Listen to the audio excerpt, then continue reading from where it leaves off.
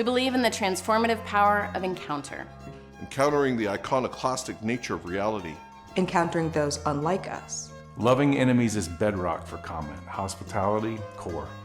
We are champions of the difficult room. We believe in the deeper truths that can be discovered when different life experiences and distinct sources of wisdom are gathered around one table. We intentionally publish arguments with which we disagree, including those who don't hail Christ as Lord.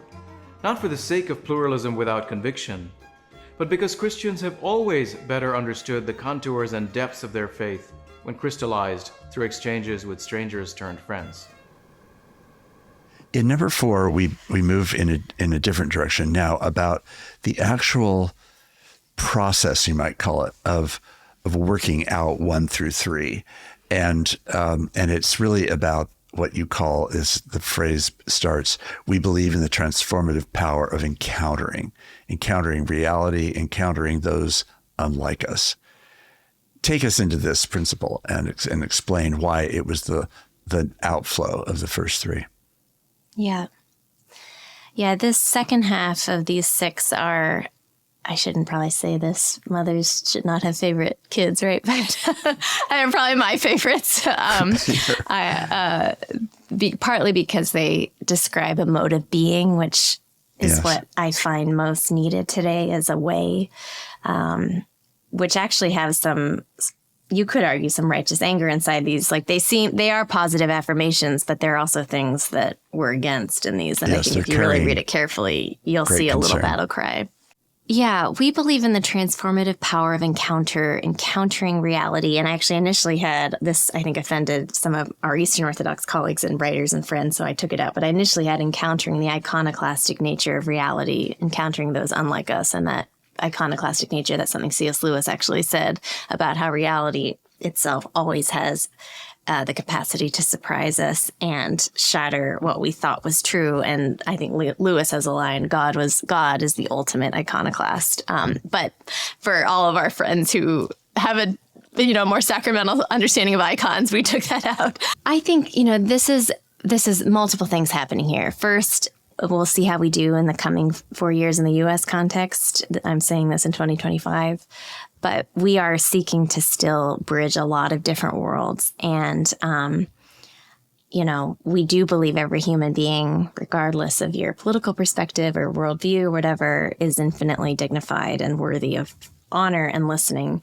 And so this was an attempt to hold to that. It's probably a little less clear how a magazine does encounter, but if you gather people around some of the ideas we're trying to put out there, obviously best in person, conditions can be set such that people can be pleasantly surprised when, an African-American person devoted to racial reconciliation hears a white working class electrician all tatted up, each tell their story. I've watched this over and over again. Initially, there's so much suspicion, and then underneath, they actually find deep shared priors, often in our particular world's case because of a shared love of Christ himself and shared sort of faith and how that helps them navigate their moral compass in a complicated pluralist age. But it was trying to create space. So I would say this one in particular is an attempt to encourage our readers that we're going to publish things that be able to recite the Nicene Creed with a straight face. But their questions and their ache and their longing are getting at, with integrity, are getting at either valid critiques of how the church is operating. They're getting at pain points within our kind of fractured social fabric and isolation of the age, whatever. They're getting at something. We're discerning as we publish people who don't necessarily sing like the Christian note. They're getting at something of God's design for our world, whether through ache and brokenness and what that points towards, or whether through kind of common grace working it out through their minds and lives.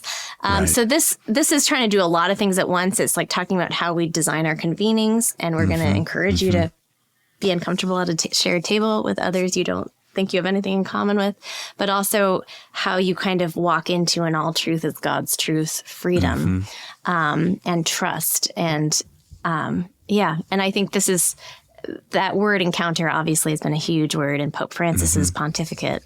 But I think even before he said it, the more I try to put myself inside the New Testament context as best I can, and what I see is a lot of this, like eyes looking at eyes, trying to figure one another out, and then choosing to pilgrim together, and then somewhere along the way being changed and being yoked.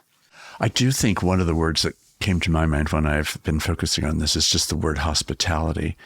Now, it's different than encounter, because I think even a thick understanding of hospitality can include counter, but some hospitality, maybe this is just a more anemic version, even if it's still too uncommon, is a welcome, a reception, but not necessarily an encounter. And what an encounter requires is more, not just a hospitality of embrace or welcome or tolerance or acceptance or extending of some kind of generosity, but actually standing close enough to actually encounter, even if not especially, those places of conflict and difference where hospitality may be assumed, let's say, for the moment, but now you're down into the work of hospitality that is about taking one another's being and doing in the world seriously enough that you're going to, as I said in a recent short that we did on conversing,